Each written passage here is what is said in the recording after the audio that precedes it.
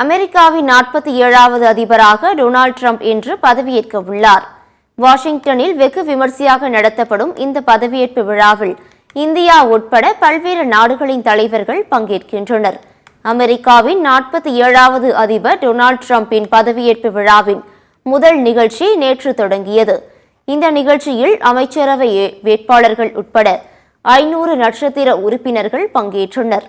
இதனைத் தொடர்ந்து இசை நிகழ்ச்சிகளுடன் இந்திய நேரப்படி இன்று இரவு 10:30 மணிக்கு நடைபெறவுள்ள ட்ரம்பின் அதிபர் பதவியேற்பு விழாவில் இந்தியாவின் சார்பாக வெளியுறவுத்துறை அமைச்சர் ஜெய்சங்கர், இத்தாலி பிரதமர் ஜியார்ஜியா மெலோனி உள்ளிட்ட பல்வேறு நாடுகளின் பிரதிநிதிகள் பங்கேற்கின்றனர்.